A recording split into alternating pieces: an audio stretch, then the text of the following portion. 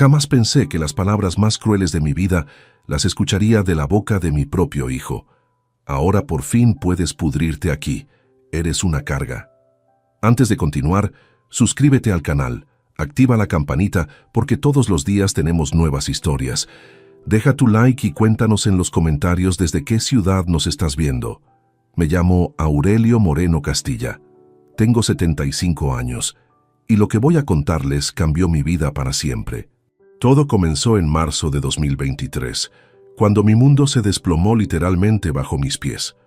Era un martes por la mañana, el 14 de marzo exactamente. Llevaba 5 años viviendo solo con mi hijo Nicolás desde que mi querida Carmen falleció en 2018. Esa mañana me desperté temprano, como siempre, para preparar el desayuno.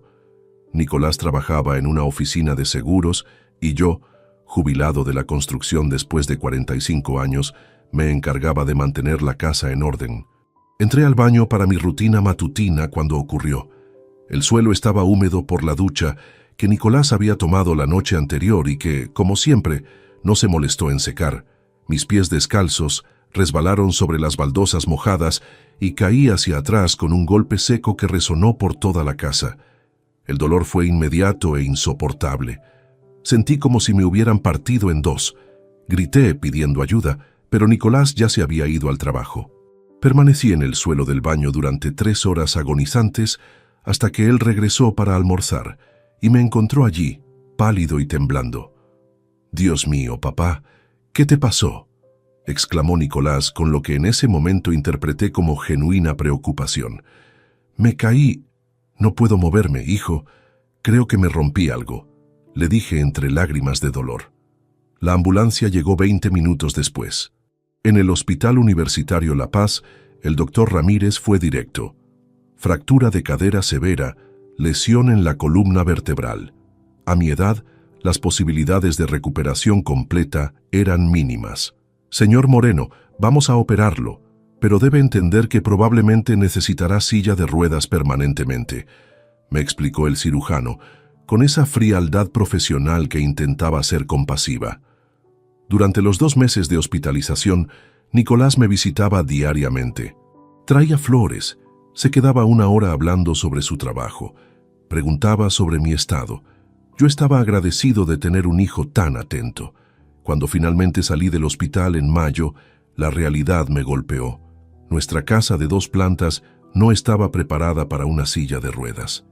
Nicolás había hecho algunas adaptaciones básicas en la planta baja, instalando barras de apoyo en el baño y reorganizando los muebles.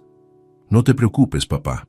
Vamos a salir adelante juntos», me dijo esa primera noche en casa, ayudándome a acostarme en la cama que habíamos movido al salón. Los primeros días fueron duros pero esperanzadores. Nicolás me ayudaba con las cosas básicas: bañarme, vestirme, preparar las comidas. Yo había ahorrado toda mi vida trabajando en la construcción y tenía una pensión decente de 1.800 euros mensuales. Decidí darle 1.200 euros cada mes para que pudiera dedicar tiempo a cuidarme en lugar de trabajar tantas horas extra. «Esto es para ayudar con los gastos de la casa y compensarte por el tiempo que dedicas a cuidarme», le dije cuando le entregué el primer sobre con el dinero. «Papá, no es necesario. Eres mi padre», respondió, pero vi cómo sus ojos se iluminaron al ver los billetes. Sin embargo, después de 3 semanas comencé a notar cambios sutiles en su comportamiento. Las sonrisas forzadas, los suspiros cuando tenía que ayudarme, la impaciencia cuando tardaba demasiado en hacer algo. Un día lo escuché hablando por teléfono con alguien. No puedo salir esta noche. Tengo que quedarme con mi padre. Sí, es agotador. No sé hasta cuándo voy a poder seguir así». Esas palabras me dolieron más que la caída misma. Comencé a darme cuenta de que mi dependencia estaba convirtiéndose en una carga para él y que los 1.200 euros mensuales no eran suficientes para comprar su paciencia o su amor filial. La situación empeoró gradualmente. Nicolás empezó a llegar tarde del trabajo, dejándome solo durante horas sin comer. A veces encontraba excusas para quedarse fuera los fines de semana, dejándome con comida preparada y la promesa de que regresaría pronto. Fue entonces cuando me di cuenta de que mi vida había cambiado para siempre, y no solo por el accidente. Mi propio hijo comenzaba a verme como un obstáculo en lugar de como su padre que lo había criado con amor después de que perdimos a Carmen. Pero esto era solo el comienzo de una traición que jamás imaginé posible. Los días se arrastraban como una pesadilla interminable. Cada mañana despertaba con la esperanza de que mi movilidad hubiera mejorado milagrosamente durante la noche, pero la silla de ruedas junto a mi cama me recordaba cruelmente mi nueva realidad.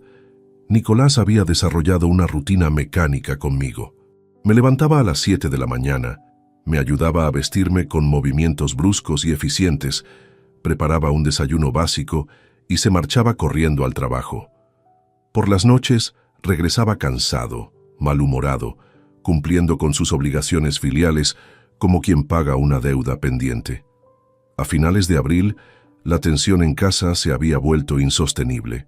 Nicolás llegó una noche particularmente alterado, dejó caer las llaves sobre la mesa con más fuerza de la necesaria y se desplomó en el sofá. «Papá, esto no puede seguir así», dijo sin siquiera mirarme. «No puedo cuidarte las 24 horas del día y mantener mi trabajo. Los jefes ya me han llamado la atención 3 veces por llegar tarde». Sentí una punzada de culpa mezclada con tristeza. «Lo siento, hijo. Sé que no es fácil para ti». «No, no lo es», respondió con una dureza que me sobresaltó. «He estado pensando, necesitamos contratar a alguien que te cuide durante el día. Una profesional». La palabra profesional sonó extraña viniendo de él. Carmen siempre había cuidado de su madre enferma sin ayuda externa, considerándolo un honor familiar. Pero los tiempos habían cambiado y quizás Nicolás tenía razón. «¿Cuánto costaría algo así?», pregunté, aunque ya temía la respuesta. «He estado preguntando. Una cuidadora de día, de 8 de la mañana a 6 de la tarde, cuesta alrededor de 800 euros al mes, más los gastos de transporte y las vacaciones». 800 euros. Sumados a los 1.200 que ya le daba, más los gastos médicos, medicamentos y adaptaciones de la casa, estaríamos hablando de casi 2.000 euros mensuales solo para mi cuidado. «Está bien», acepté. «Si eso te ayuda a estar más tranquilo, hagámoslo». En mayo de 2023 llegó Montserrat López Torres a nuestras vidas. Era una mujer de 35 años, madre soltera, con experiencia cuidando personas mayores. Tenía una sonrisa genuina y manos suaves que contrastaban dramáticamente con la brusquedad creciente de Nicolás. «Don Aurelio, vamos a llevarnos muy bien», me dijo el primer día, acomodando mis medicinas en organizadores con los días de la semana. «Mi trabajo es hacer que se sienta cómodo y seguro». Montserrat resultó ser una bendición inesperada. No solo se encargaba de mis necesidades básicas, sino que conversaba conmigo sobre su vida, me contaba historias de sus otros pacientes, incluso me ayudaba con ejercicios de fisioterapia que el doctor había recomendado. Sin embargo, pronto noté que su presencia, en lugar de aliviar a Nicolás, parecía molestarlo aún más. «Papá, realmente necesitas que te ayude a ducharte todos los días. Esos son 20 euros extra por sesión», me recriminó una tarde. «¿Y estos ejercicios que hace contigo son realmente necesarios? Porque las horas extras se están acumulando». Comenzó a cronometrar las actividades de Montserrat, quejándose constantemente de los costos adicionales. Cuando ella sugirió comprar una silla de ruedas más moderna para facilitar mis movimientos, Nicolás se negó rotundamente. «La que tiene funciona perfectamente. No vamos a gastar 600 euros más en lujos», le dijo de manera tajante. Las conversaciones sobre dinero se volvieron constantes. Nicolás había hecho cálculos detallados de todos mis gastos y no perdía oportunidad de recordármelos. Entre Montserrat, tus medicinas, las adaptaciones de la casa, la comida especial que necesitas y los 1.200 euros que me das, estás costando exactamente 2.150 euros al mes, me informó un día de junio, mostrándome una hoja de cálculo que había preparado. «Eso es más de 25.000 euros al año, papá». La forma en que pronunció «costando» me hizo sentir como un objeto, una factura mensual que había que pagar. Ya no era su padre que necesitaba ayuda, era una carga financiera que había que gestionar. Nicolás, si el dinero es un problema, podemos hablar con el banco. Tengo algunos ahorros, intenté proponer. No se trata solo del dinero, papá. Se trata del tiempo, del esfuerzo, de que mi vida entera gira ahora alrededor de tu situación. Su pausa antes de decir situación fue elocuente. No podía ni siquiera decir discapacidad o enfermedad. Para él, yo me había convertido en una situación problemática. Montserrat, que había presenciado algunas de estas conversaciones, comenzó a mostrar incomodidad. Un día, mientras me ayudaba con los ejercicios, me confió sus preocupaciones. Don Aurelio, no me gusta meterme en asuntos familiares, pero su hijo parece muy estresado. ¿Han considerado buscar apoyo psicológico? Cuidar a un familiar puede ser abrumador. Sus palabras eran delicadas, pero el mensaje era claro. Había notado la creciente hostilidad de Nicolás hacia mí. En julio, las quejas de Nicolás alcanzaron un nuevo nivel. Llegó a casa una noche visiblemente molesto y se dirigió directamente hacia mí. Papá, he estado haciendo números. Con tu pensión de 1.800 euros y los gastos de 2.150, estás operando con pérdidas de 350 euros mensuales. Y eso sin contar los gastos extraordinarios como las citas médicas o las emergencias. Nicolás, tengo ahorros. No te estoy arruinando, repliqué, sintiendo cómo la humillación me quemaba por dentro. No se trata de arruinarme, se trata de que esto es insostenible. No puedo seguir sacrificando mi vida y mi futuro por esto. Esa noche, acostado en mi cama adaptada en el salón, comprendí que había perdido a mi hijo mucho antes de perder mis piernas. El accidente solo había revelado quién era realmente Nicolás. Alguien que veía las relaciones familiares como transacciones comerciales. Montserrat seguía siendo mi único refugio de humanidad en aquella casa que se había vuelto fría como una clínica. Pero presentía que Nicolás estaba planeando algo y que mi pequeña isla de dignidad también estaba en peligro.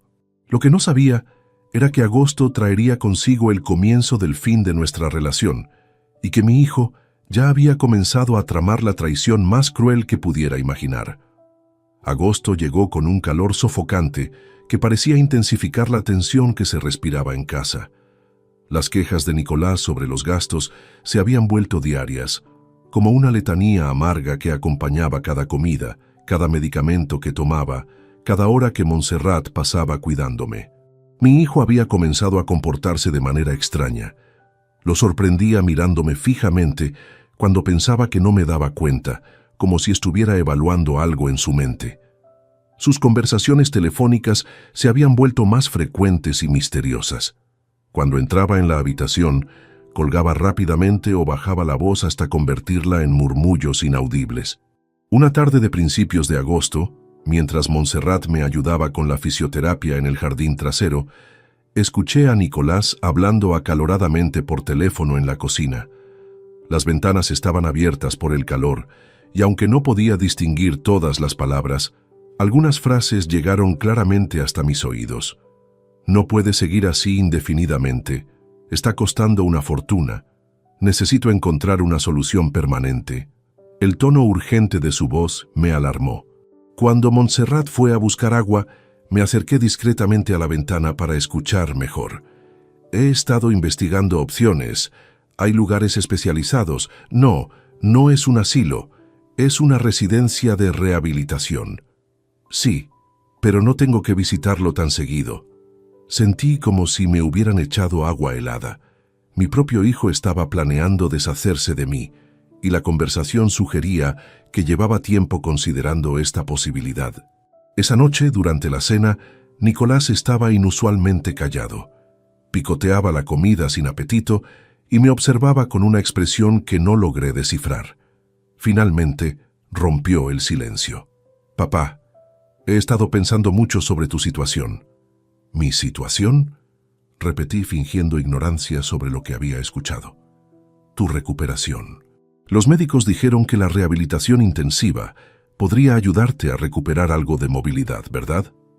Era cierto que el doctor Ramírez había mencionado esa posibilidad remota durante una de mis revisiones, aunque había sido claro en que las probabilidades eran mínimas a mi edad. Sí, lo mencionaron, pero dijeron que sería un proceso muy largo y costoso. Nicolás se inclinó hacia adelante, como si hubiera estado esperando exactamente esa respuesta. Exacto. Costoso si lo hacemos aquí, en Madrid. Pero he estado investigando, y hay centros de rehabilitación en el interior, lugares especializados donde el aire puro y la tranquilidad pueden hacer maravillas por la recuperación. Sus ojos brillaban con un entusiasmo que no había visto en meses. Continuó hablando con una fluidez que sugería un discurso ensayado. Imagínate, papá, un lugar donde te puedan dedicar atención las 24 horas del día, con fisioterapeutas especializados, equipamiento médico de primera y todo por una fracción de lo que cuesta aquí. ¿Y dónde estaría ese lugar?, pregunté, aunque una parte de mí ya temía la respuesta. En Guadalajara hay una residencia de rehabilitación llamada Villa Esperanza que tiene excelentes referencias. He estado en contacto con ellos y creen que podrías beneficiarte mucho de su programa. Villa Esperanza. El nombre sonaba demasiado perfecto, demasiado conveniente. ¿Has hablado con ellos sin consultarme?, inquirí, sintiendo una mezcla de traición e incredulidad. Papá, solo estaba recabando información. Obviamente, la decisión final es tuya. Pero piénsalo. Rehabilitación profesional, compañía de otras personas en tu misma situación, actividades diseñadas específicamente para tu recuperación. Durante los siguientes días, Nicolás bombardeó mi resistencia con argumentos aparentemente lógicos. Traía folletos coloridos de supuestos centros de rehabilitación, imprimía testimonios de internet de familias satisfechas, incluso consiguió el número de teléfono de un doctor que supuestamente trabajaba en Villa Esperanza. Mira, papá, el doctor Sánchez me confirmó que tienen un programa específico para casos como el tuyo. Dice que han visto mejorías notables en pacientes de tu edad. Montserrat, quien había presenciado estas conversaciones, me confesó sus dudas en privado. Don Aurelio, no sé si es apropiado que opine, pero esto me parece muy precipitado. Usted ha hecho progresos aquí, lentos pero constantes. ¿Por qué la prisa por enviarlo tan lejos? Su pregunta ecoaba mis propias preocupaciones, pero Nicolás tenía respuesta para todo. Montserrat, con todo respeto, tú no eres fisioterapeuta titulada. Lo que haces con mi padre está bien como mantenimiento, pero no es rehabilitación real. Él necesita tratamiento especializado que aquí no podemos proporcionarle. La forma despectiva en que habló de Montserrat me indignó, pero ella mantuvo la compostura profesional. En septiembre, la presión se intensificó. Nicolás había fijado una fecha tentativa para mediados de octubre y hablaba del viaje como si ya estuviera decidido. Papá, he hablado con Villa Esperanza y tienen una plaza disponible a partir del 15 de octubre. Es una oportunidad única, porque normalmente tienen lista de espera de meses. Nicolás, no me siento preparado para alejarme tanto de casa, de mis médicos conocidos, ¿De qué, papá? De esta rutina que no te lleva a ninguna parte. Llevas 6 meses en esa silla de ruedas y apenas has progresado. Necesitas un cambio de ambiente, un tratamiento más agresivo. Sus palabras eran como puñaladas. Cada frase estaba calculada para hacerme sentir que mi situación actual era un fracaso, que yo era un fracaso. En octubre, durante una de nuestras conversaciones nocturnas, Nicolás jugó su carta final. Papá, he tomado una decisión. He aceptado la plaza en Villa Esperanza. Partimos el 15 de enero. ¿Partimos?, pregunté con un hilo de esperanza. Te llevo y te instalo. Es importante que veas que es un lugar seguro y profesional. Después podré visitarte los fines de semana, al principio cada 15 días, hasta que te adaptes completamente. Cada 15 días, en el mejor de los casos. Y Montserrat, su contrato terminará el 14 de enero. Ya le he avisado para que busque otro trabajo. Esa noche, después de que Nicolás se fuera a dormir, permanecí despierto en la oscuridad, procesando la realidad de mi situación.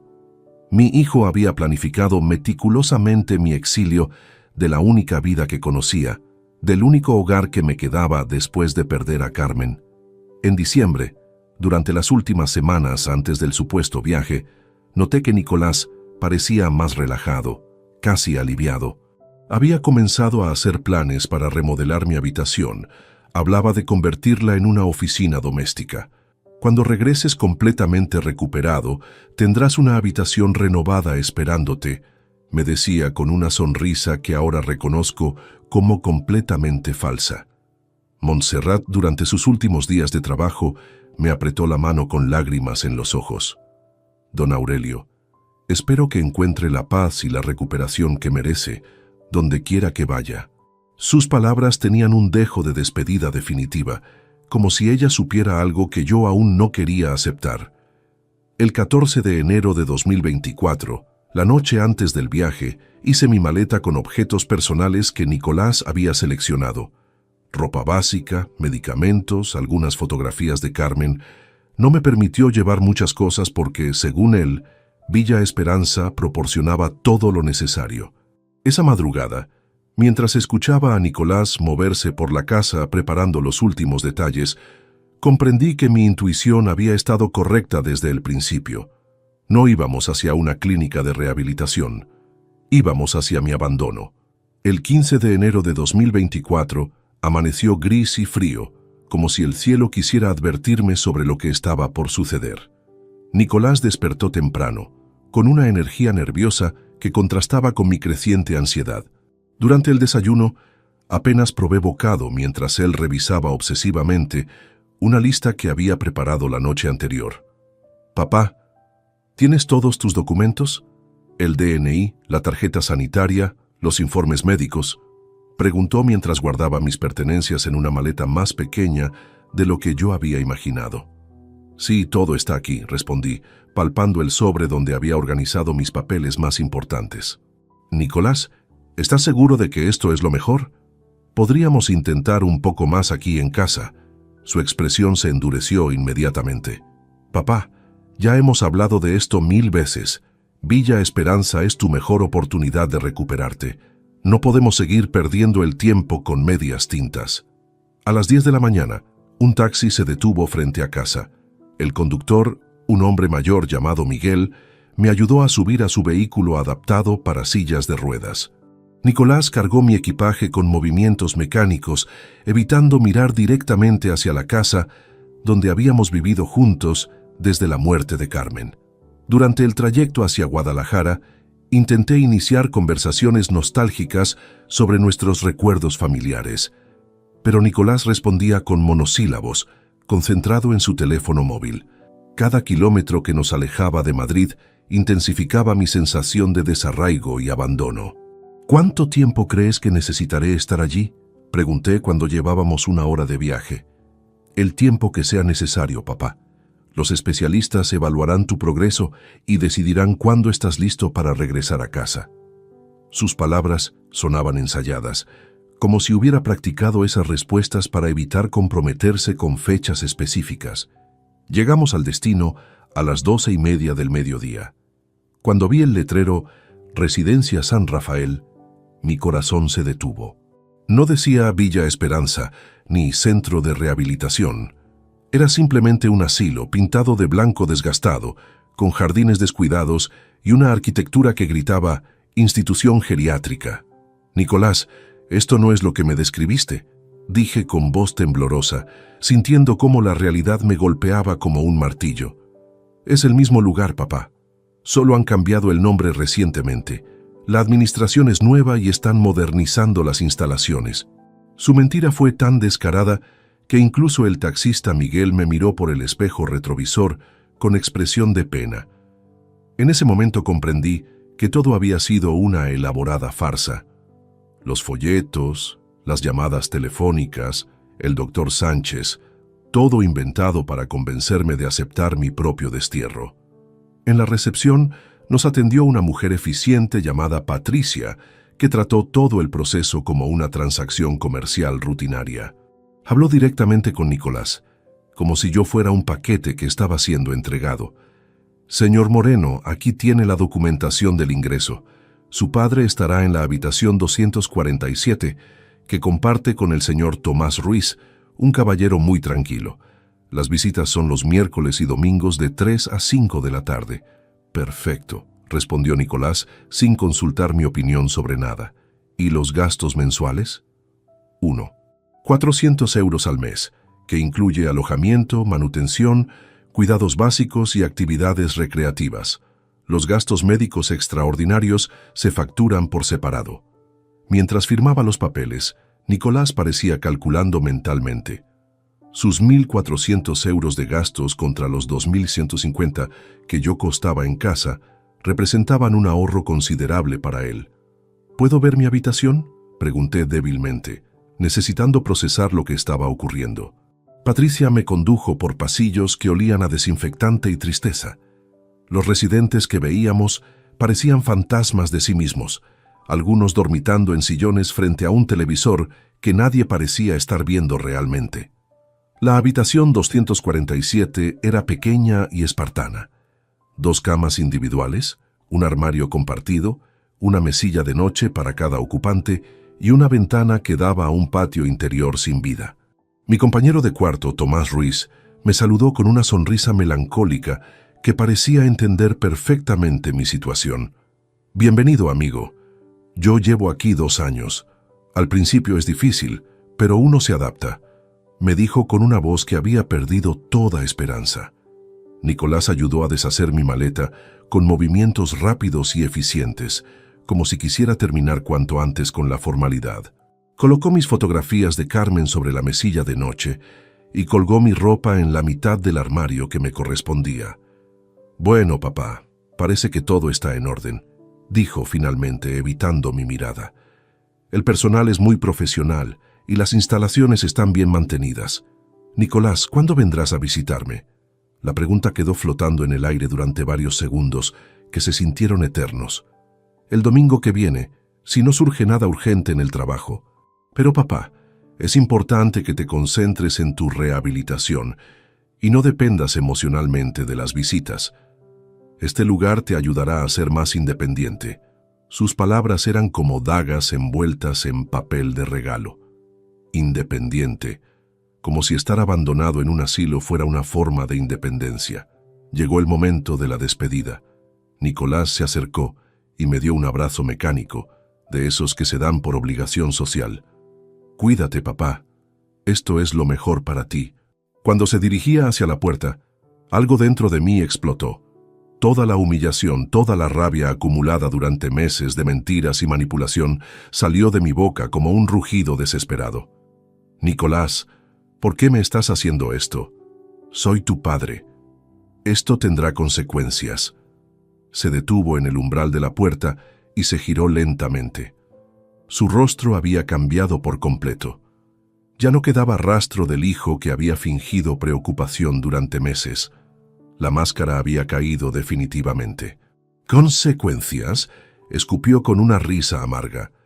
«¿Qué consecuencias, papá? Eres un viejo inválido sin amigos, sin poder, sin nada más que una pensión miserable. ¿Qué consecuencias puedes traerme?». Su voz se alzó hasta convertirse en un grito cargado de resentimiento y crueldad.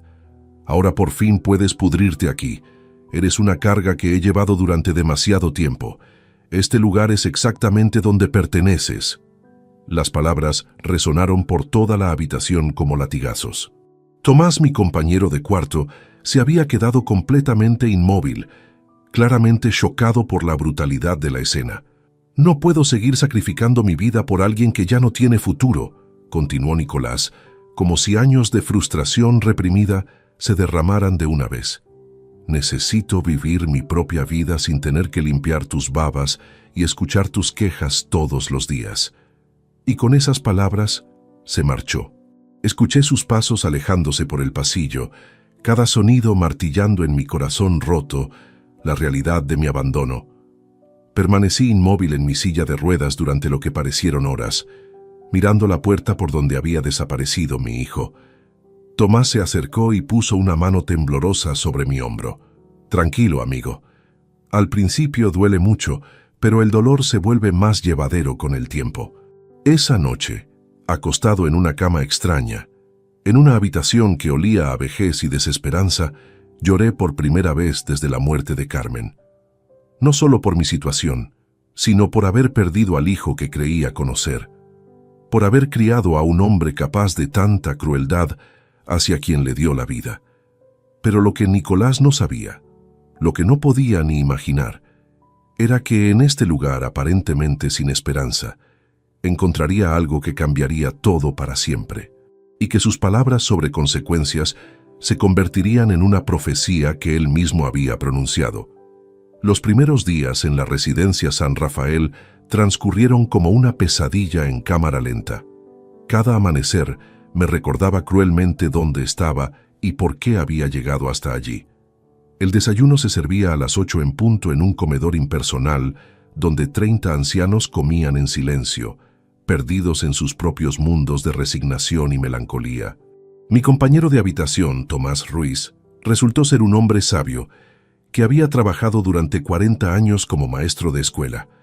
Su familia lo visitaba religiosamente cada domingo, trayendo flores frescas y pasteles caseros. Observar esas reuniones familiares intensificaba mi sensación de abandono, pero Tomás compartía generosamente sus dulces conmigo y me contaba historias de sus antiguas clases para distraerme del dolor. Don Aurelio, me dijo el tercer día mientras organizaba las fotografías de sus nietos sobre su mesilla, he visto llegar a muchas personas aquí. Algunas se dejan vencer por la amargura, otras encuentran formas de reconstruir su dignidad. Usted tiene que decidir en qué grupo quiere estar. Sus palabras resonaron en mi mente, pero yo aún estaba demasiado sumergido en la traición de Nicolás para pensar en reconstruir nada. Pasaba las tardes en mi silla de ruedas junto a la ventana, viendo el patio interior donde otros residentes paseaban lentamente o simplemente se sentaban en bancos de hormigón contemplando la nada. El cuarto día, durante la merienda vespertina, una voz familiar me sobresaltó desde atrás. «¿Aurelio Moreno Castilla? ¿Pero qué diablos haces aquí, hermano?» Me giré y allí estaba Roberto Jiménez Vega, con su característica sonrisa amplia y sus ojos llenos de vida que contrastaban dramáticamente con el ambiente gris del lugar. Roberto había sido mi compañero de trabajo en la constructora García y Asociados desde 1984, hasta que él decidió cambiar de rumbo profesional en 1998. Habíamos compartido incontables jornadas bajo el sol, construyendo edificios por toda la Comunidad de Madrid. «Roberto, ¿qué haces tú aquí?», exclamé sintiendo por primera vez en días algo parecido a la alegría. «Trabajo aquí, amigo. Soy el gerente de administración desde hace 3 años», respondió acercándose para darme un abrazo genuino. «Pero la pregunta es, ¿qué hace Aurelio Moreno en una residencia geriátrica? La última vez que supe de ti, estabas viviendo cómodamente con tu hijo después de la muerte de Carmen». La mención de mi situación familiar hizo que mi rostro se ensombreciera inmediatamente. Roberto, que siempre había sido perspicaz para leer las emociones, se dio cuenta enseguida. «Ven, vamos a mi oficina. Allí podremos hablar con tranquilidad». Su oficina era un oasis de calidez humana en aquel lugar institucional. Las paredes estaban cubiertas de fotografías de residentes en actividades recreativas, diplomas de cursos de geriatría y una planta verde que cuidaba personalmente. Me sirvió café en una taza de porcelana real, no en los vasos de plástico del comedor. «Cuéntame qué ha pasado, Aurelio, y no me vengas con evasivas porque te conozco desde hace 40 años». Durante la siguiente hora le relaté toda la historia. El accidente, la dependencia creciente, los 1.200 euros mensuales que le daba a Nicolás, la contratación de Montserrat, las quejas constantes sobre los gastos y finalmente la elaborada mentira de Villa Esperanza que me había traído hasta aquí. Roberto escuchó en silencio, pero su expresión se iba endureciendo progresivamente. Cuando llegué a la parte donde Nicolás me gritó, «Ahora por fin puedes pudrirte aquí», vi cómo apretaba los puños sobre su escritorio. «Ese hijo de la gran puta», murmuró entre dientes. «Perdona la expresión, Aurelio, pero lo que tu hijo ha hecho contigo es absolutamente despreciable. Roberto, tal vez yo fui una carga demasiado pesada para él. Los gastos eran altos y él es joven, tiene derecho a vivir su vida». «No digas tonterías», interrumpió Roberto golpeando la mesa. Tú criaste a ese muchacho solo después de que Carmen murió. Trabajaste como un animal durante 45 años para darle una educación y un hogar. Nicolás tiene una obligación moral contigo que va más allá del dinero. Se levantó de su silla y comenzó a caminar por la oficina, claramente agitado. Además, Aurelio, hay algo que no cuadra en toda esta historia. Si tu pensión es de 1.800 euros y los gastos totales eran 2.150, hablamos de una diferencia de apenas 350 euros mensuales. Cualquier hijo decente habría puesto esa diferencia de su bolsillo sin pestañear. Tenía razón, por supuesto. La cantidad no era astronómica para alguien con un trabajo estable como Nicolás. Pero hay más, continuó Roberto. El costo de esta residencia es de 1.400 euros mensuales. Eso significa que tu hijo está ahorrando 750 euros cada mes deshaciendo de ti. Esto no fue una decisión emocional desesperada. Fue un cálculo financiero frío. La revelación me golpeó como un puñetazo en el estómago. No solo había sido abandonado, sino que mi abandono representaba un beneficio económico para Nicolás. Roberto, da igual los números. El daño ya está hecho. Estoy aquí y aquí me quedaré hasta que... ¿Hasta que qué? Me interrumpió. ¿Hasta que te dejes morir de tristeza? Aurelio, te conozco. Eres un luchador. El hombre que construyó medio Madrid a golpe de pico y pala no puede rendirse ante el primer revés. Me quedé callado, procesando sus palabras. Roberto se sentó frente a mí y me miró directamente a los ojos. Escúchame bien, amigo. Tu hijo cree que eres un viejo indefenso sin recursos ni contactos. Pero está equivocado. Sigues teniendo amigos que te respetan, sigues teniendo dignidad y sigues teniendo derechos. ¿Qué estás sugiriendo? Estoy sugiriendo que no permitas que este abuso quede impune. Tu hijo necesita entender que las acciones tienen consecuencias, especialmente cuando se trata de familia. Roberto abrió un cajón de su escritorio y sacó una agenda telefónica gastada. ¿Recuerdas a tu hermano Tomás? El que se mudó a Villanueva del Río después de vender su parte del negocio familiar en los años 90. Por supuesto que recordaba a Tomás. Habíamos tenido contacto esporádico durante los últimos años, principalmente tarjetas de Navidad y alguna llamada ocasional en cumpleaños familiares. Sí, pero ¿qué tiene que ver Tomás con todo esto? Aurelio, tu hermano no vendió su parte del negocio familiar, la expandió. Tomás Moreno es ahora el propietario de Construcciones Moreno S.L., una de las empresas de desarrollo inmobiliario más importantes de Castilla-La Mancha. Su compañía vale más de 40 millones de euros. La información me dejó boquiabierto. Durante todos estos años, Tomás había mantenido un perfil discreto sobre su éxito empresarial. ¿Cómo sabes todo eso? Porque el año pasado su empresa construyó el nuevo ala de esta residencia. Yo trabajé directamente con él durante 3 meses. Cuando mencioné que tenía un viejo amigo llamado Aurelio Moreno, me preguntó si era su hermano. Le dije que sí, pero que habías perdido contacto. Roberto cerró la agenda y me miró con una sonrisa que conocía bien. La misma expresión que ponía cuando había encontrado la solución a un problema complicado en las obras.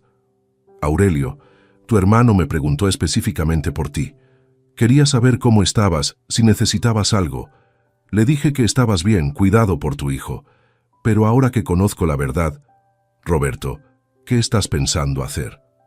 Voy a llamar a Tomás y contarle exactamente lo que tu hijo te ha hecho. Tu hermano tiene derecho a saber que has sido abandonado mientras tu familia le miente sobre tu bienestar. La propuesta me aterrorizó y me emocionó a la vez. Por un lado, la idea de que Tomás supiera de mi humillación me avergonzaba profundamente. Por otro lado, la perspectiva de reconectarme con la única familia que me quedaba despertaba una esperanza que creía muerta. ¿Y si Tomás no quiere involucrarse? Es mayor, tiene su propia vida. Aurelio, tu hermano, construyó un imperio empresarial, pero nunca se casó, nunca tuvo hijos. Tú eres su única familia real. Cuando sepa lo que ha pasado, te garantizo que tomará cartas en el asunto. Esa noche, acostado en mi cama de la residencia, no pude dormir. Las palabras de Roberto resonaban en mi mente como campanas de esperanza. Por primera vez desde el abandono, Comencé a imaginar que tal vez mi historia no había terminado, que quizás las consecuencias que le había gritado a Nicolás no eran solo las palabras desesperadas de un anciano indefenso. Al día siguiente, Roberto me buscó durante el almuerzo con una expresión de determinación que reconocí inmediatamente. Aurelio, he tomado una decisión. Voy a llamar a tu hermano esta tarde. Es hora de que la verdad salga a la luz. Y así comenzó la cadena de eventos que transformaría mi tragedia en algo que ninguno de nosotros, especialmente Nicolás, podríamos haber anticipado. El 18 de enero de 2024, 3 días después de mi abandono, Roberto cumplió su promesa. Esa tarde, mientras yo intentaba concentrarme en un libro de poesía que había encontrado en la biblioteca de la residencia, él me buscó con una expresión seria que me hizo comprender que había llegado el momento de la verdad. Aurelio, acabo de hablar con tu hermano. La conversación duró casi 1 hora. Mi corazón comenzó a latir tan fuerte que temí que Roberto pudiera escucharlo. Durante los últimos días había fluctuado entre la esperanza y el terror ante esta confrontación inevitable con la realidad de mi situación familiar. ¿Cómo se lo tomó? Roberto se sentó frente a mí en uno de los sillones del salón común, donde varios residentes jugaban dominó o simplemente dormitaban frente al televisor. Su expresión era una mezcla de satisfacción y preocupación. Al principio no me creyó. Me dijo que Nicolás lo había llamado hace 2 semanas para decirle que estabas perfectamente, viviendo cómodamente en casa, recibiendo cuidados excelentes. La revelación me confirmó lo que ya sospechaba. Nicolás había estado mintiendo sistemáticamente a toda la familia sobre mi verdadera situación. ¿Qué le dijiste exactamente? Le conté toda la historia desde el principio. El accidente, la dependencia, los 1.200 euros mensuales, Montserrat, las quejas constantes sobre los gastos. Le expliqué cómo te engañó con la mentira de Villa Esperanza y las palabras exactas que te gritó antes de abandonarte aquí. Roberto hizo una pausa, como si estuviera recordando la intensidad de aquella conversación telefónica. Cuando llegué a la parte donde Nicolás te dijo, ahora por fin puedes pudrirte aquí, tu hermano guardó silencio durante casi 1 minuto. Pensé que se había cortado la llamada. ¿Y luego? Luego explotó. Nunca había escuchado a un hombre de su edad usar un lenguaje tan colorido. Llamó a Nicolás de todo menos bonito. Dijo que siempre había desconfiado de ese muchacho, que le parecía demasiado interesado en asuntos materiales y poco afectivo contigo. La descripción me sorprendió. Durante las pocas ocasiones en que Tomás y Nicolás habían coincidido en reuniones familiares, mi hermano siempre había sido cordial y educado con su sobrino. Tomás es muy observador, Aurelio. Me dijo que durante la Navidad de 2022, cuando tú aún podías caminar, notó cómo Nicolás constantemente desviaba las conversaciones hacia temas de dinero y herencias. Aparentemente, tu hijo le preguntó varias veces sobre el valor de sus propiedades y su empresa. Esta información me perturbó profundamente. Significaba que Nicolás había estado evaluando económicamente a la familia, incluso antes de mi accidente, como si estuviera haciendo inventario de futuros beneficios. Roberto, mi hermano está molesto conmigo por no haberle contado mi situación. Todo lo contrario, está furioso consigo mismo por no haber mantenido contacto más estrecho contigo. Me dijo que si hubiera sabido la verdad, habría intervenido inmediatamente. Roberto se inclinó hacia adelante, bajando la voz para asegurar privacidad en nuestra conversación. Aurelio, tu hermano me hizo muchas preguntas específicas sobre esta residencia, sobre tu estado de salud, sobre tus necesidades económicas. También preguntó sobre las instalaciones médicas, las actividades rehabilitadoras, la calidad de la atención. ¿Para qué quería saber todo eso? Creo que está evaluando opciones para sacarte de aquí. Me pidió que te dijera que no te preocuparas, que él se haría cargo de la situación. La perspectiva de ser rescatado me llenaba de esperanza, pero también de aprensión. No quería convertirme en una carga para Tomás después de haber sido rechazado por mi propio hijo. Roberto, no quiero que mi hermano se sienta obligado a... Para el carro, Aurelio, me interrumpió. Tu hermano no habló de obligación, habló de vergüenza familiar. Me dijo textualmente, Los Moreno no abandonamos a los nuestros. Si Nicolás no entiende eso, es que no es realmente un Moreno. Esas palabras resonaron en mi corazón como un bálsamo curativo. Después de días sintiéndome como un desecho humano, alguien de mi sangre reafirmaba mi valor como persona y como miembro de la familia. ¿Cuáles son sus planes? Primero quiere venir a visitarte personalmente. Me dijo que partirá de Villanueva del Río mañana por la mañana y llegará aquí alrededor del mediodía. Quiere evaluar tu estado con sus propios ojos y conocer los detalles de tu situación médica. La noticia me emocionó tanto que sentí lágrimas formándose en mis ojos. Hacía más de 2 años que no veía a Tomás en persona. Segundo, continuó Roberto, quiere confrontar a Nicolás sobre sus mentiras, pero antes de hacer eso, quiere asegurar tu bienestar y tomar decisiones sobre tu futuro. ¿Qué tipo de decisiones? Roberto sonrió por primera vez en toda la conversación. Tu hermano me hizo una pregunta muy específica. ¿Crees que Aurelio estaría dispuesto a mudarse a Villanueva del Río si yo le ofreciera una casa adaptada para sus necesidades? Cuando le dije que seguramente sí, me respondió, entonces empezaré a hacer las gestiones necesarias. La propuesta me dejó sin habla. Villanueva del Río era una ciudad pequeña pero próspera en la provincia de Guadalajara, conocida por su tranquilidad y su paisaje hermoso. La idea de vivir cerca de mi hermano, en un ambiente cálido y familiar, contrastaba dramáticamente con la frialdad institucional de la residencia. Roberto, ¿crees que Tomás habla en serio o está actuando por impulso emocional? Aurelio, tu hermano no es un hombre impulsivo. Durante los 3 meses que trabajé con él en la construcción del ala nueva, lo observé tomar decisiones. Es meticuloso, calculador, pero también generoso con quienes considera dignos de su lealtad. Roberto se levantó y me puso una mano en el hombro. Además, me contó algo que te va a sorprender. Tu hermano nunca se casó ni tuvo hijos por decisión propia. Me dijo que su empresa y su éxito financiero no tenían sentido si no podía compartirlos con familia. Aparentemente, siempre pensó que ustedes dos envejecerían juntos, apoyándose mutuamente.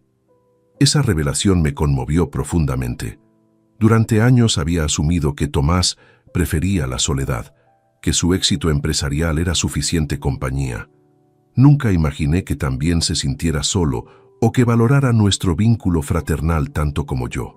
¿Mencionó algo sobre Nicolás? ¿Sobre cómo piensa manejar la situación con él? La expresión de Roberto se endureció. Sí, habló de Nicolás. Me dijo que había estado enviándole dinero ocasionalmente durante los últimos años, pequeñas cantidades para ayudar con gastos familiares. Aparentemente, Nicolás le había pedido ayuda varias veces, siempre con excusas relacionadas a tu cuidado médico. El estómago se me revolvió. Mi hijo había estado extorsionando económicamente a mi hermano usando mi salud como pretexto, mientras simultáneamente planificaba abandonarme. Tomás está furioso por haber sido manipulado, pero más furioso por cómo han tratado a su hermano. Me dijo que Nicolás había perdido el derecho a llamarse parte de la familia Moreno. Esa tarde, después de la conversación con Roberto, me retiré a mi habitación con una mezcla de emociones contradictorias. Por un lado, la perspectiva de reconectarme con Tomás y posiblemente comenzar una nueva vida me llenaba de esperanza. Por otro lado, la confirmación de la profundidad de la traición de Nicolás intensificaba mi dolor. Tomás Ruiz, mi compañero de cuarto, notó mi estado emocional alterado. Don Aurelio, ¿ha recibido buenas noticias? Se le ve diferente. Mi hermano viene a visitarme mañana. No lo he visto en más de 2 años. Eso es maravilloso. La familia verdadera siempre encuentra la manera de reunirse. Sus palabras me hicieron reflexionar sobre el concepto de familia verdadera. Nicolás era mi hijo biológico, pero había demostrado ser incapaz de amor incondicional.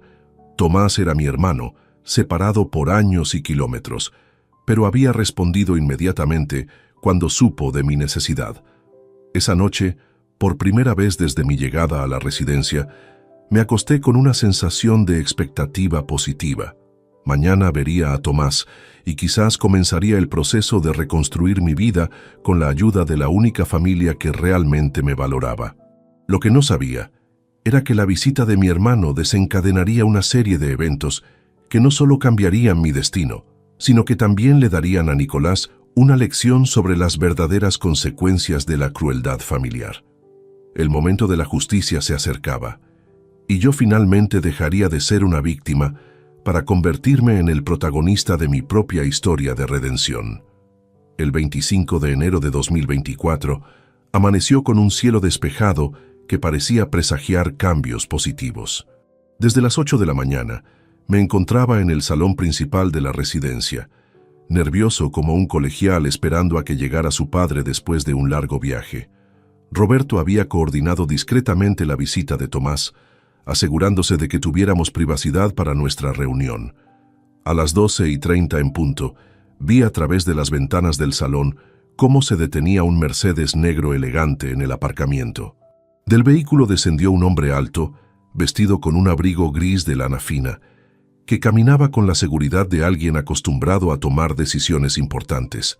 Aunque habían pasado más de 2 años desde nuestro último encuentro, reconocí inmediatamente la figura erguida de mi hermano menor.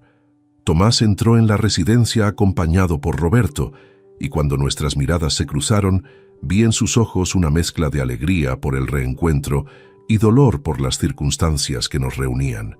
Se acercó directamente hacia mí y me envolvió en un abrazo que duró varios minutos, sin importarle que otros residentes y el personal nos observaran. «Hermano», murmuró en mi oído, «lamento tanto no haber estado aquí cuando me necesitabas». «Tomás, no tenías forma de saber lo que estaba pasando», respondí, sintiendo cómo las lágrimas rodaban por mis mejillas sin control. Roberto nos condujo a una sala privada que había reservado para la ocasión. Era un espacio pequeño pero acogedor, con sillones cómodos y una mesa baja, donde había dispuesto café y pastas caseras que había traído de su propia casa. «Aurelio, antes de hablar de cualquier otra cosa, necesito que me cuentes con tus propias palabras todo lo que has vivido estos últimos meses», dijo Tomás mientras me servía café en una taza de porcelana que había traído consigo. Durante la siguiente hora, le relaté detalladamente mi experiencia, desde el momento del accidente hasta las palabras crueles de Nicolás en esta misma habitación 10 días atrás. Tomás escuchó sin interrumpir, pero pude observar cómo su mandíbula se tensaba progresivamente y cómo sus manos se cerraban en puños cada vez que mencionaba una nueva traición de su sobrino. «Ese desgraciado me ha estado mintiendo durante meses», dijo finalmente cuando terminé mi relato. «En octubre me llamó pidiendo 2.000 euros para gastos médicos especiales tuyos. En diciembre, otros 1.500 para equipamiento de rehabilitación. Siempre me aseguraba que estabas progresando maravillosamente bajo su cuidado». La revelación me indignó tanto como me entristeció. Nicolás no solo me había abandonado, sino que había estado lucrándose económicamente con mi situación fingida. «Tomás, no sabía nada de eso. Si hubiera imaginado que te estaba extorsionando, no es tu culpa, hermano. La culpa es mía por haber sido tan ingenuo y suya por ser tan miserable». Tomás se levantó y comenzó a caminar por la pequeña habitación, claramente agitado, pero controlando su temperamento con el dominio de alguien acostumbrado a manejar situaciones difíciles en el mundo empresarial. «Aurelio, quiero que sepas algo importante. Durante estos años de éxito empresarial, he conseguido acumular una fortuna considerable. Mi empresa, Construcciones Moreno, tiene un valor estimado de 42 millones de euros. Tengo propiedades en 5 provincias, cuentas bancarias que generan intereses sustanciales y inversiones diversificadas». Me quedé sorprendido por la magnitud de su éxito. Sabía que le había ido bien en los negocios, pero nunca imaginé que hubiera alcanzado semejante nivel de prosperidad. «Te cuento esto», continuó, «porque quiero explicarte una decisión que tomé anoche después de hablar con Roberto. He decidido hacerte socio del 50% de mi empresa». Las palabras resonaron en mis oídos como si hubiera escuchado mal. «¿Socio? Tomás, no puedes estar hablando en serio». «Estoy completamente serio». Mañana mismo mi abogado, el licenciado Carlos Mendoza, preparará toda la documentación necesaria para formalizar tu participación en Construcciones Moreno S.L. Recibirás mensualmente dividendos que superarán los 8.000 euros, además de tener voz y voto en todas las decisiones importantes de la empresa. Me quedé sin habla. La generosidad de mi hermano era abrumadora, pero también me preocupaba convertirme en una carga para él después de haber sido rechazado por mi propio hijo. Tomás, esto es demasiado generoso. No puedo aceptar que sacrifiques tu patrimonio por... ¡Para!, me interrumpió con firmeza. No estoy sacrificando nada. Durante 20 años he construido este imperio empresarial sin familia propia, siempre con la idea de que algún día lo compartiría con las personas que realmente me importan. Tú eres mi única familia verdadera, Aurelio. Se sentó frente a mí y tomó mis manos entre las suyas. Además, hermano, tu participación en la empresa no es caridad. Eres un constructor con 45 años de experiencia. Tu conocimiento del sector de la construcción es invaluable. Quiero que trabajes conmigo, que aportes tu experiencia, que te sientas útil y valorado. La propuesta era tentadora, pero aún tenía dudas prácticas. ¿Cómo podría trabajar desde aquí? Estoy en una silla de ruedas, lejos de tu empresa. ¿Por qué no vas a quedarte aquí?, respondió con una sonrisa que conocía desde nuestra juventud. He comprado una propiedad en Villanueva del Río específicamente pensando en adaptarla para tus necesidades. Es una casa de una planta, con jardín privado, totalmente accesible para sillas de ruedas, y está a solo 5 minutos de las oficinas de la empresa. La información me dejó completamente abrumado. En solo una semana, mi situación había pasado de la desesperación absoluta a posibilidades que ni siquiera había osado imaginar. ¿Cuándo compraste esa casa? Ayer por la tarde, después de colgar el teléfono con Roberto. Llamé al mejor arquitecto especializado en accesibilidad de toda Castilla-La Mancha y le pedí que comenzara las adaptaciones inmediatamente. En 2 semanas, la casa estará lista para que te mudes. Tomás sacó su teléfono móvil y me mostró fotografías de una hermosa casa rural de piedra, con amplios ventanales, un jardín cuidado y rampas de acceso modernas que se integraban armoniosamente con la arquitectura tradicional. Hermano, ¿por qué estás haciendo todo esto por mí? Porque durante todos estos años de éxito me he sentido solo. El dinero y los negocios son satisfactorios, pero no llenan el vacío de la familia. Cuando Roberto me contó lo que te había pasado, comprendí que tenía la oportunidad de rectificar años de distanciamiento y de construir algo significativo contigo. Se acercó más y bajó la voz. Pero hay otra razón, Aurelio. Quiero que Nicolás comprenda las consecuencias de sus acciones. Cuando descubra que has pasado de ser un viejo inútil a socio de una empresa multimillonaria, va a entender el error monumental que ha cometido. La perspectiva de que Nicolás conociera mi nueva situación me generaba sentimientos contradictorios. Por un lado, deseaba que supiera que no era la víctima indefensa que había imaginado. Por otro lado, no quería que mi reconciliación con Tomás se convirtiera en un instrumento de venganza. ¿Has pensado en cómo vas a manejar la situación con él? Tengo un plan, respondió con una sonrisa que no presagiaba nada bueno para mi hijo. Roberto me contó que Nicolás prometió visitarte los domingos. Vamos a darle una pequeña sorpresa cuando aparezca por aquí. ¿Qué tipo de sorpresa? Voy a estar presente durante su próxima visita. Quiero confrontarlo cara a cara sobre sus mentiras y sobre el trato que te ha dado. Pero antes de eso, quiero que tengas en tus manos toda la documentación de tu nueva situación empresarial. Tomás se levantó y caminó hacia la ventana, contemplando el jardín de la residencia donde algunos ancianos paseaban lentamente. Aurelio, tu hijo cree que eres un hombre sin recursos, sin poder, sin opciones. Se equivoca completamente. Cuando descubra quién eres realmente ahora, va a tener que enfrentarse a las consecuencias de haber subestimado a la familia Moreno. Esa tarde, después de que Tomás se marchara con la promesa de regresar en 2 días, con toda la documentación legal, me quedé en el salón de la residencia reflexionando sobre los eventos extraordinarios del día. En solo 7 horas, Había pasado de ser un anciano abandonado a convertirme en socio de una empresa multimillonaria, con una casa propia esperándome y la perspectiva de una nueva vida llena de propósito. Roberto se acercó durante la cena con una expresión de satisfacción evidente. ¿Cómo te sientes, Aurelio? Abrumado, agradecido, esperanzado y un poco asustado, admití honestamente. ¿Asustado de qué? De que todo esto sea demasiado bueno para ser verdad, de que mi hermano se arrepienta, de lo que pasará cuando Nicolás se entere. Roberto se sentó a mi lado y me puso una mano en el hombro. Tu hermano no es un hombre impulsivo. Lo que ha decidido hacer contigo lo ha pensado cuidadosamente. En cuanto a Nicolás, bueno, como él mismo dijo, las acciones tienen consecuencias. Esa noche, acostado en mi cama de la residencia que pronto abandonaría para siempre, pensé en las palabras proféticas que le había gritado a Nicolás el día de mi abandono. Esto tendrá consecuencias. En aquel momento las había pronunciado desde la desesperación y la impotencia. Ahora comprendía que el destino, con la ayuda de un hermano generoso y un amigo leal, había comenzado a convertir esas palabras en una realidad que superaría las peores pesadillas de mi hijo. La justicia a veces llega de maneras inesperadas, y yo estaba a punto de descubrir que mi historia de abandono se transformaría en una lección inolvidable sobre el valor real de la familia. El 10 de febrero de 2024 marcó exactamente 26 días desde mi abandono en la residencia San Rafael.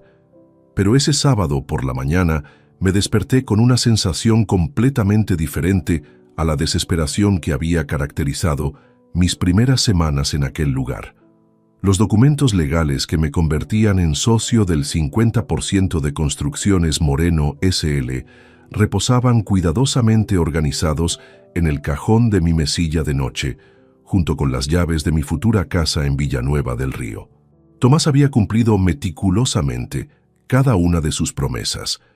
El licenciado Carlos Mendoza había visitado la residencia 3 días atrás para formalizar toda la documentación empresarial, explicándome detalladamente mis nuevos derechos y responsabilidades como copropietario de una compañía valorada en 42 millones de euros. Las fotografías de la casa adaptada mostraban un hogar completamente renovado, con tecnología domótica, jardines cuidados por profesionales y un despacho diseñado específicamente para que pudiera trabajar cómodamente desde mi silla de ruedas. Roberto había sido fundamental en la coordinación de todos estos preparativos, manteniendo absoluta discreción sobre mi transformación económica. Para el resto del personal y los residentes de San Rafael, yo seguía siendo simplemente Aurelio Moreno, el anciano abandonado por su hijo que recibía visitas ocasionales de su hermano empresario. Esa mañana, mientras desayunaba tranquilamente en el comedor junto a mi compañero Tomás Ruiz, Roberto se acercó a nuestra mesa con una expresión que mezclaba anticipación y cierta preocupación. Aurelio, acabo de recibir una llamada en recepción. Tu hijo viene a visitarte esta tarde. Llegará alrededor de las 3. La noticia me causó una descarga de adrenalina inmediata. Habían transcurrido casi 4 semanas desde aquella terrible despedida, y aunque había esperado que Nicolás apareciera eventualmente, la realidad de su visita inminente me generaba una mezcla compleja de nerviosismo y anticipación. ¿Mencionó algo específico sobre el motivo de su visita?, pregunté, intentando mantener la compostura. No, solo dijo que necesitaba verte por un asunto importante y preguntó si podía hablar contigo en privado. Roberto se inclinó ligeramente hacia mí, bajando la voz para asegurar confidencialidad. Tu hermano llegará a las 2:30. Quiere estar presente cuando Nicolás aparezca, pero oculto inicialmente. Tenemos preparada la sala de reuniones privada donde podrás recibir a tu hijo, y Tomás esperará en mi oficina hasta el momento apropiado para hacer su entrada. El plan me parecía perfectamente orquestado, pero también me generaba cierta aprensión. Confrontar a Nicolás sobre sus mentiras y traiciones era necesario, pero también doloroso. A pesar de todo lo que me había hecho, seguía siendo mi hijo. Roberto, ¿crees que estamos haciendo lo correcto? Tal vez deberíamos darle una oportunidad de explicarse antes de... Aurelio, me interrumpió Tomás Ruiz, mi compañero de habitación, quien había escuchado nuestra conversación. He observado muchas reuniones familiares en este lugar durante 2 años. Los hijos que abandonan a sus padres por razones económicas no regresan por remordimientos, regresan porque necesitan algo más. Sus palabras resonaron con una sabiduría nacida de la experiencia y la observación. Roberto asintió gravemente. Tu compañero tiene razón. Después de 26 días sin noticias, la súbita urgencia de Nicolás por verte sugiere motivaciones específicas. A las 2:30 en punto, Tomás llegó a la residencia conduciendo su Mercedes con la puntualidad característica de un hombre de negocios exitoso. Vestía un traje azul marino impecable y portaba un maletín de cuero que contenía copias adicionales de todos los documentos empresariales, por si fueran necesarios durante la confrontación. «¿Cómo te sientes, hermano?», me preguntó mientras Roberto nos acompañaba hacia la sala de reuniones privada. «Nervioso, pero determinado. Durante estos días he tenido tiempo para reflexionar sobre todo lo que Nicolás me hizo, y creo que merece conocer las consecuencias de sus decisiones». «Perfecto. Recuerda que no estás solo en esto. Tengo muchas ganas de hablar cara a cara con ese sobrino mío sobre sus métodos de extorsión familiar». La sala de reuniones había sido preparada cuidadosamente. Mi silla de ruedas estaba posicionada frente a la puerta, con los documentos empresariales estratégicamente colocados sobre la mesa, parcialmente visibles, pero no obviamente expuestos. Tomás se retiró a la oficina de Roberto, desde donde podría escuchar toda la conversación a través del intercomunicador interno. A las 3:05 escuchamos el sonido familiar de pasos rápidos aproximándose por el pasillo. Roberto abrió la puerta y apareció Nicolás, vestido con ropa casual pero claramente nervioso. Su aspecto físico había cambiado ligeramente durante estas semanas. Parecía más delgado, tenía ojeras pronunciadas y su cabello mostraba signos de descuido. «Hola, papá», dijo con una sonrisa forzada que no alcanzaba sus ojos. «¿Cómo te encuentras?» «Mejor de lo que esperabas, aparentemente», respondí con una calma que me sorprendió a mí mismo. Roberto se retiró discretamente, cerrando la puerta tras él. Nicolás se sentó frente a mí, mirando nerviosamente alrededor de la sala antes de fijar su atención en los papeles que había sobre la mesa.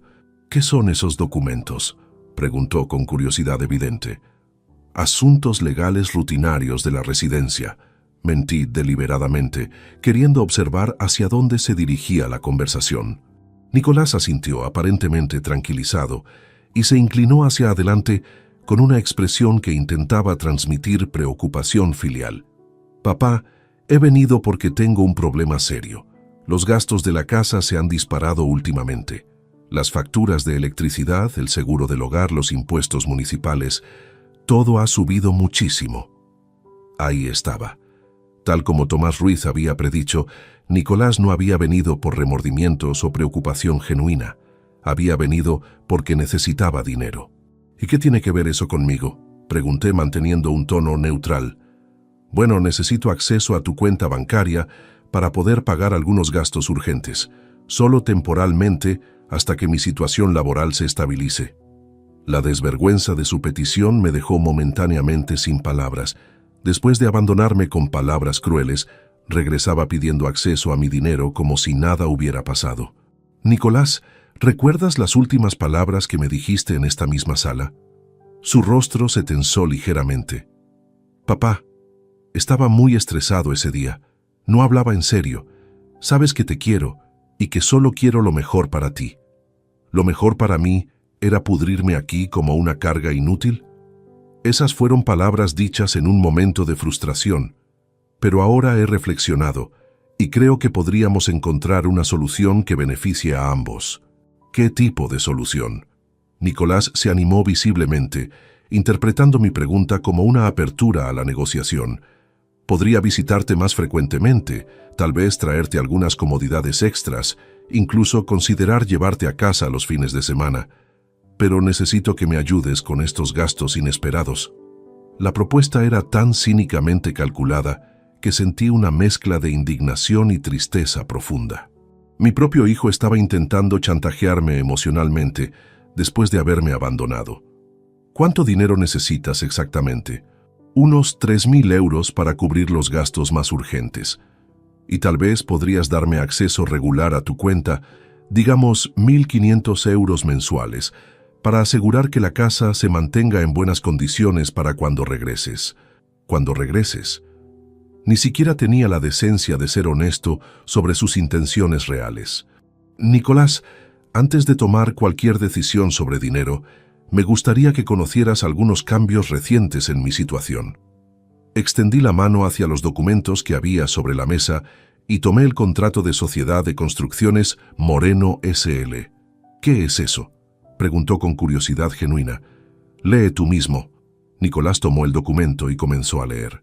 Pude observar exactamente el momento en que comprendió el contenido. Sus ojos se abrieron completamente, su rostro palideció y sus manos comenzaron a temblar ligeramente. ¿Esto es real?, murmuró, revisando obsesivamente los sellos oficiales y las firmas legales. Completamente real. Soy socio del 50% de una empresa valorada en 42 millones de euros. También tengo una casa propia esperándome en Villanueva del Río. Nicolás levantó la vista del documento con una expresión de shock absoluto. ¿Cómo? ¿Cuándo? ¿Por qué no me dijiste nada? ¿Por qué habría de contarte algo a alguien que me dijo que me pudriera aquí como una carga inútil?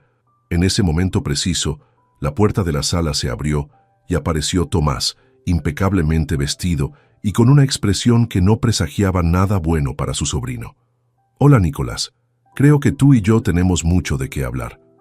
La expresión de terror que se apoderó del rostro de mi hijo fue tan intensa que casi sentí lástima por él. Casi. El momento de la verdad había llegado, y la armadilla que habíamos preparado cuidadosamente se había cerrado perfectamente sobre quien había creído que podía manipular y abandonar a su familia sin consecuencias. La confrontación que definiría para siempre nuestras relaciones familiares estaba a punto de comenzar. La entrada de Tomás en la sala de reuniones cambió instantáneamente la atmósfera del encuentro. Nicolás, que segundos antes intentaba procesar la documentación empresarial que tenía entre sus manos, ahora se encontraba frente al tío al que había estado mintiendo y extorsionando durante meses. Su rostro transitó rápidamente del shock inicial al pánico absoluto. «Tío Tomás, no sabía que estabas aquí», balbuceó Nicolás, intentando recomponer una apariencia de normalidad mientras dejaba caer nerviosamente los documentos sobre la mesa. «Estoy seguro de que no lo sabías», respondió Tomás con una sonrisa fría que yo conocía desde nuestra juventud. La misma expresión que ponía cuando se preparaba para confrontar a alguien que lo había traicionado. De hecho, hay muchas cosas que aparentemente no sabías cuando decidiste convertirte en un mentiroso profesional. Tomás cerró la puerta tras él y se dirigió lentamente hacia la mesa, colocándose de pie junto a mi silla de ruedas en una clara demostración de solidaridad fraternal. Su presencia física imponente, combinada con la autoridad que emanaba después de décadas dirigiendo una empresa exitosa, creaba una atmósfera intimidante que claramente perturbaba a Nicolás. «Siéntate», le ordenó a mi hijo con un tono que no admitía discusión. «Vamos a tener una conversación muy necesaria sobre honestidad, responsabilidad familiar y las consecuencias de manipular a las personas que te han dado todo en la vida». Nicolás obedeció mecánicamente, hundiéndose en su silla como si intentara hacerse invisible. Sus ojos oscilaban nerviosamente entre Tomás y yo, claramente calculando si existía alguna estrategia de escape de aquella situación. «Empecemos por lo básico», continuó Tomás sacando su teléfono móvil y consultando lo que parecía ser una lista de notas preparadas específicamente para esta confrontación. «El 15 de octubre de 2023 me llamaste pidiendo 200 euros para gastos médicos especiales de tu padre. Me aseguraste que él estaba progresando maravillosamente bajo tu cuidado amoroso». Nicolás abrió la boca para responder, pero Tomás levantó una mano para silenciarlo. «No he terminado. El 20 de diciembre, otra llamada. Esta vez necesitabas 1.500 euros para equipamiento de rehabilitación que supuestamente le estabas comprando. Nuevamente, me tranquilizaste diciéndome que Aurelio estaba muy bien atendido y que su recuperación era prometedora. Mi hermano guardó su teléfono y se inclinó ligeramente hacia adelante, clavando su mirada en los ojos de Nicolás. El 8 de enero de 2024, apenas una semana antes de abandonar a tu padre como si fuera basura, me llamaste por tercera vez. Querías 1.200 euros adicionales para terapias especializadas. Durante esa conversación, me dijiste textualmente: «Papá está muy animado con su progreso, tío. Dice que se siente afortunado de tener un hijo tan dedicado». Cada palabra de Tomás caía sobre Nicolás como martillazos. Mi hijo había palidecido tanto que parecía estar a punto de desmayarse. «¿Tienes algo que decir sobre estas conversaciones?», preguntó Tomás con una calma que resultaba más amenazante que cualquier grito. «Tío, las cosas eran complicadas. Los gastos realmente eran altos», comenzó Nicolás con voz temblorosa. «Los gastos eran altos», estalló Tomás, perdiendo finalmente la compostura. «¿Sabes cuáles son realmente altos, Nicolás? Los gastos emocionales de descubrir que tu único sobrino es un mentiroso, un manipulador y un ladrón que abandona a su padre después de robarle dinero usando mi generosidad». Se dirigió hacia la ventana de la sala, dándole la espalda a Nicolás mientras recuperaba el control de su temperamento. Cuando se giró nuevamente, su expresión había regresado a esa frialdad calculada que resultaba mucho más intimidante que la ira. «Pero lo que más me duele, lo que realmente me indigna, es lo que le hiciste a tu padre el día que lo abandonaste aquí». Tomás se acercó a Nicolás hasta quedar de pie directamente frente a él. «Ahora por fin puedes pudrirte aquí. Eres una carga». «Esas fueron tus palabras exactas, ¿verdad?». Nicolás intentó negar con la cabeza, pero su expresión de culpabilidad lo traicionaba completamente. «No intentes mentir. Roberto Jiménez me contó cada detalle de esa despedida. También me informó que durante meses habías estado quejándote de los gastos que tu padre representaba, tratándolo como una inversión no rentable en lugar de como el hombre que sacrificó 45 años de su vida para darte educación, hogar y oportunidades». En ese momento decidí intervenir. Durante toda mi vida había permitido que otros hablaran por mí en momentos cruciales, pero esta vez necesitaba expresar directamente mis sentimientos a mi hijo. «Nicolás», dije con una voz más firme de la que había usado en semanas, «quiero que me escuches muy cuidadosamente. Durante estos 26 días en esta residencia, he tenido mucho tiempo para reflexionar sobre nuestra relación, sobre los sacrificios que hice por ti y sobre el hombre en el que te has convertido». Mi hijo finalmente me miró directamente y pude ver lágrimas formándose en sus ojos. Por un momento, albergué la esperanza de que tal vez existiera algún vestigio de arrepentimiento genuino en su corazón. «Cuando tu madre murió, podrías haber sido criado por tus tíos o haber ido a un internado. Pero yo decidí renunciar a mis propios sueños de jubilación temprana para seguir trabajando y poder criarte personalmente. Trabajé horas extras durante años para pagarte los estudios universitarios. Nunca me quejé, nunca te cobré el sacrificio». Las lágrimas ahora rodaban libremente por las mejillas de Nicolás, pero yo continué. «Cuando tuve el accidente, te di 200 euros mensuales no porque fueras mi empleado, sino porque eras mi hijo y quería compensarte por el tiempo que dedicabas a cuidarme. Nunca te pedí nada a cambio excepto amor y respeto básicos». Me incliné hacia adelante en mi silla de ruedas, acercándome lo más posible a él. «Pero tú convertiste mi dependencia en una transacción comercial. Me viste como un gasto que había que minimizar, como un problema que había que resolver de la manera más económicamente eficiente posible». Nicolás sollozaba ahora abiertamente, pero sus lágrimas llegaban demasiado tarde. «Papá, lo siento muchísimo». Estaba desesperado, abrumado. No sabía cómo manejar la situación. «¿Desesperado?», interrumpió Tomás. «¿Tan desesperado que pediste acceso a su cuenta bancaria hace apenas 20 minutos? ¿Tan abrumado que viniste aquí hoy no para disculparte, sino para pedirle dinero?». La acusación dejó a Nicolás completamente expuesto. No podía negar que había venido buscando dinero, no reconciliación. «Nicolás», continué, «lo más doloroso No fueron tus palabras crueles o tu abandono físico.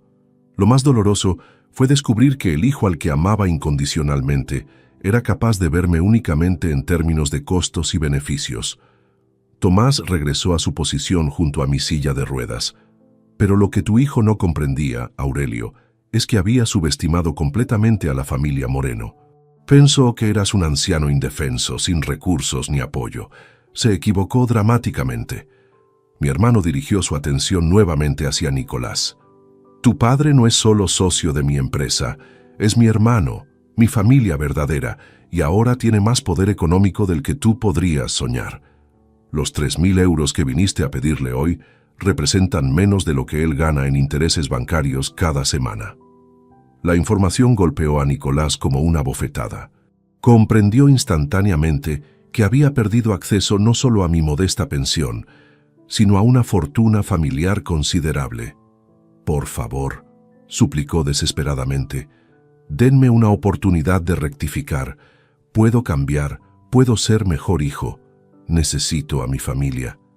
Ahora necesitas a tu familia, repliqué con una amargura que me sorprendió. Cuando yo te necesitaba, cuando dependía de ti, me abandonaste con las palabras más crueles que un hijo puede dirigir a su padre. Tomás caminó hacia la puerta, preparándose para concluir aquella confrontación. Nicolás, has perdido el derecho a llamarte miembro de la familia Moreno. Tu comportamiento ha sido tan despreciable que ni siquiera mereces el apellido que llevas. Mi hijo se levantó de su silla, claramente desesperado. No pueden hacer esto. Soy su hijo. Tengo derechos. Tenías derechos, corregí. Los perdiste el día que decidiste que yo era una carga de la que había que deshacerse. Las acciones tienen consecuencias, Nicolás, y las tuyas acaban de alcanzarte. Tomás abrió la puerta y se hizo a un lado. Esta conversación ha terminado. Te sugiero que busques la salida y reflexiones profundamente sobre las decisiones que te han llevado hasta aquí. Nicolás salió de la sala tambaleándose, completamente destruido por el peso de las consecuencias de sus acciones. Cuando sus pasos se perdieron por el pasillo, Tomás cerró la puerta y regresó junto a mí. ¿Cómo te sientes, hermano? Triste, aliviado y extrañamente en paz, respondí honestamente. Por primera vez en meses, siento que he recuperado mi dignidad. La justicia a veces llega tarde, pero siempre llega para quienes saben esperar el momento correcto.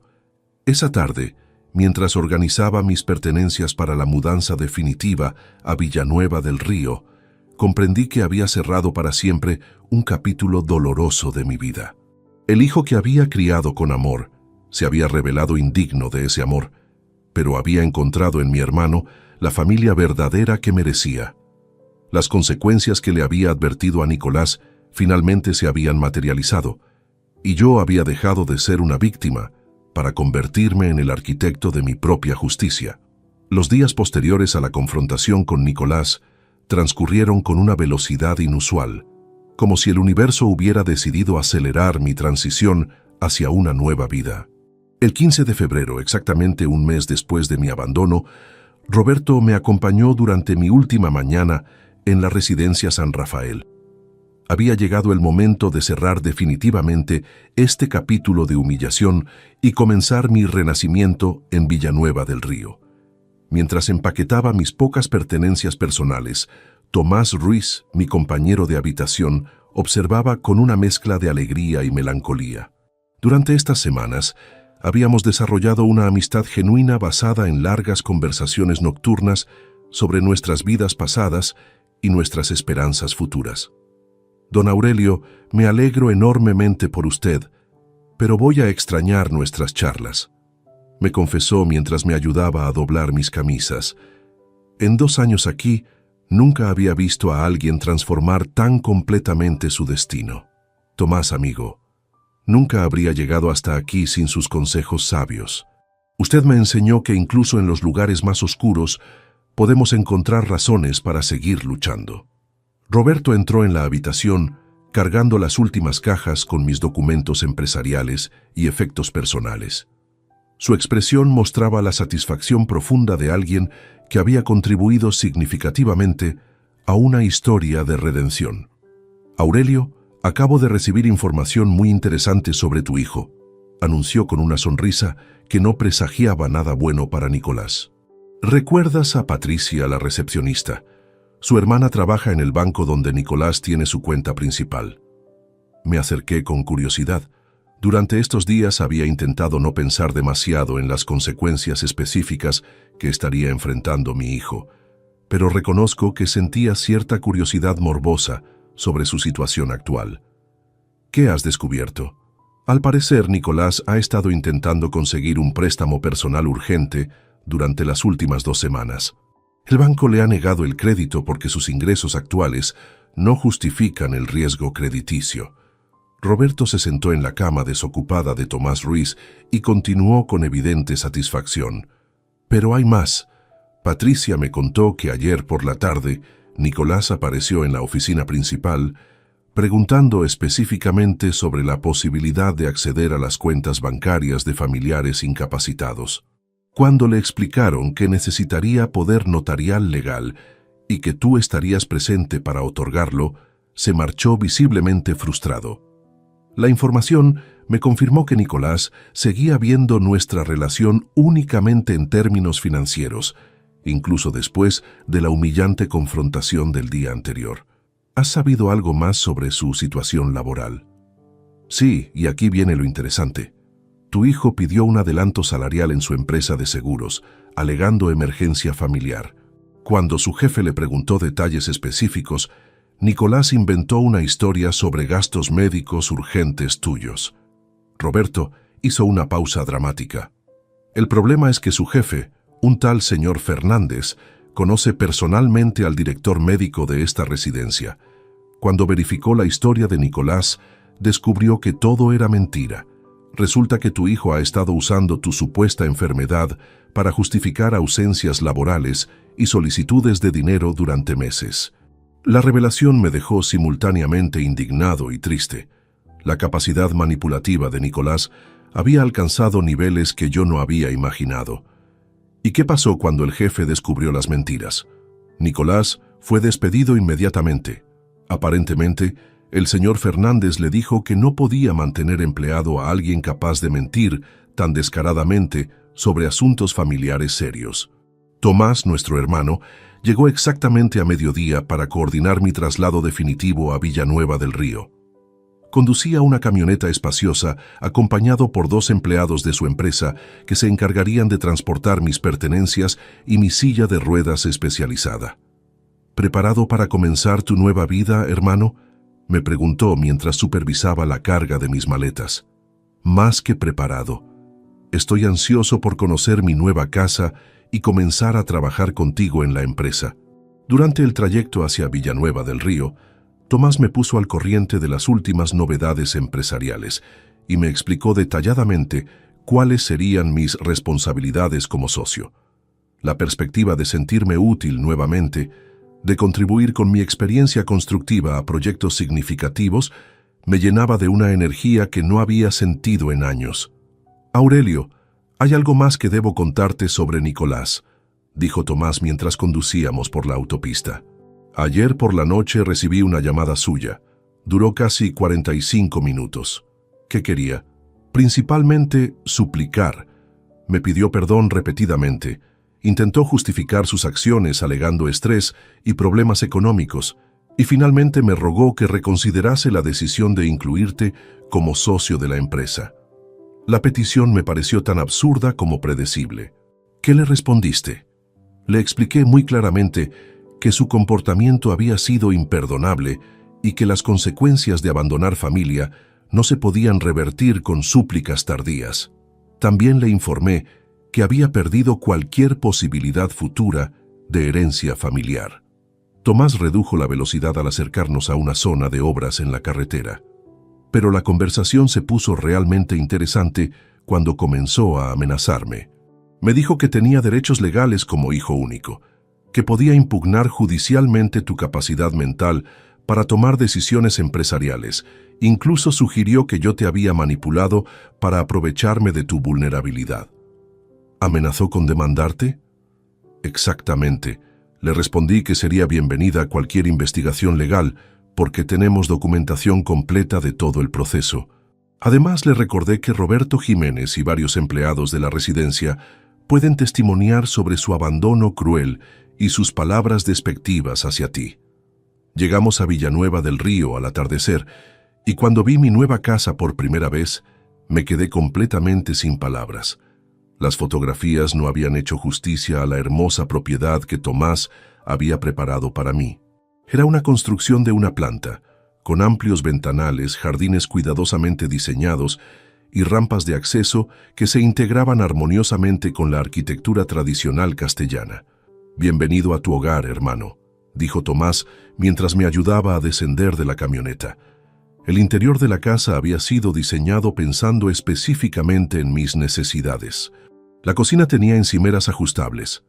El baño contaba con todas las adaptaciones necesarias para mi silla de ruedas, y el despacho estaba equipado con tecnología moderna que me permitiría trabajar cómodamente en los proyectos de la empresa.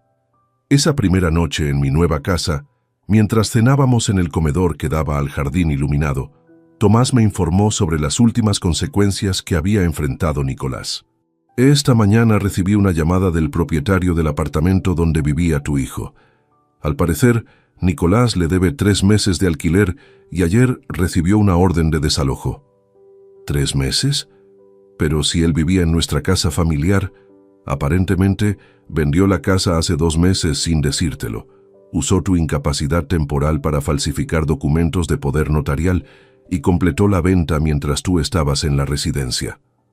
La revelación me golpeó como un martillo. Mi casa, el hogar donde había vivido con Carmen durante 30 años, donde había criado a Nicolás, había sido vendida a mis espaldas. ¿Eso es legal? Absolutamente no. Es fraude documental y apropiación indebida. Mi abogado, Carlos Mendoza, ya ha iniciado acciones legales para anular la venta y procesar penalmente a Nicolás. Tomás sirvió más vino en nuestras copas antes de continuar. Pero aquí viene lo más interesante. Nicolás gastó todo el dinero de la venta de la casa, aproximadamente 180.000 euros, en apenas 6 semanas. Al parecer, pensó que había resuelto todos sus problemas financieros y comenzó a vivir de manera extravagante. ¿En qué se gastó tanto dinero tan rápidamente? Coches nuevos, vacaciones caras, restaurantes lujosos, incluso regalos costosos para una mujer que aparentemente había conocido recientemente. Cuando la mujer descubrió que él había perdido su trabajo y no tenía ingresos estables, desapareció inmediatamente. La historia de autodestrucción de Nicolás era tan dramática que casi parecía increíble. Entonces ahora está sin trabajo, sin casa, sin dinero y sin apoyo familiar. Exactamente. Y enfrenta cargos criminales por fraude que pueden resultar en prisión. Sus decisiones han creado una cascada de consecuencias que van mucho más allá de lo que cualquiera de nosotros habría imaginado. Esa noche, acostado en mi nueva habitación con vista al jardín, reflexioné sobre la transformación completa de nuestras circunstancias. En solo un mes, yo había pasado de ser un anciano abandonado a convertirme en socio de una empresa exitosa con una casa propia y una nueva vida llena de propósito. Nicolás había transitado el camino opuesto, de tener una vida cómoda sostenida por mi generosidad a enfrentar la ruina total y posibles consecuencias legales graves. Las palabras proféticas que le había gritado el día de mi abandono se habían cumplido de manera más dramática de lo que cualquiera de nosotros habría anticipado. Esto tendrá consecuencias. Ya no eran las palabras desesperadas de un padre humillado, sino una predicción que se había materializado con justicia implacable. Al día siguiente, comenzaría oficialmente mi nueva vida como socio de Construcciones Moreno S.L., rodeado del respeto y el amor de la familia que realmente me valoraba. Nicolás, mientras tanto, tendría que enfrentar solo las ruinas de la existencia que él mismo había construido con sus decisiones egoístas y crueles. La justicia había llegado finalmente, y yo había aprendido que nunca es demasiado tarde para reconstruir la dignidad perdida cuando tenemos el apoyo de quienes genuinamente nos aman. 6 meses han transcurrido desde aquel día gris de enero, cuando Nicolás me abandonó en la residencia San Rafael, y mientras escribo estas líneas desde el despacho de mi casa en Villanueva del Río, puedo afirmar con certeza que los momentos más oscuros de mi vida se convirtieron en el catalizador de mi renacimiento personal y profesional. Esta mañana, como cada día desde marzo, me levanté a las 7 para revisar los informes financieros de Construcciones Moreno S.L. Los números del segundo trimestre han superado todas nuestras expectativas. Beneficios netos de 3.2 millones de euros, contratos firmados por valor de 15 millones para el próximo año, y una plantilla que ha crecido de 45 a 78 empleados especializados. Mi experiencia de 4 décadas en el sector constructivo ha resultado invaluable para identificar oportunidades de mercado y optimizar procesos operativos. Tomás y yo desayunamos juntos cada mañana en el jardín de mi casa, planificando las actividades del día, mientras contemplamos los viñedos que se extienden hacia las colinas circundantes. Nuestra colaboración empresarial ha evolucionado hacia una sociedad perfectamente complementaria. Él aporta su visión estratégica y conocimiento del mercado actual, mientras yo contribuyo con experiencia práctica y relaciones cultivadas durante décadas de trabajo manual. Aurelio, el alcalde de Sigüenza, quiere reunirse con nosotros la próxima semana, me informó Tomás esta mañana mientras revisábamos las propuestas para el proyecto de rehabilitación del casco histórico. Están interesados en nuestro enfoque de construcción sostenible adaptada al patrimonio arquitectónico. Perfecto.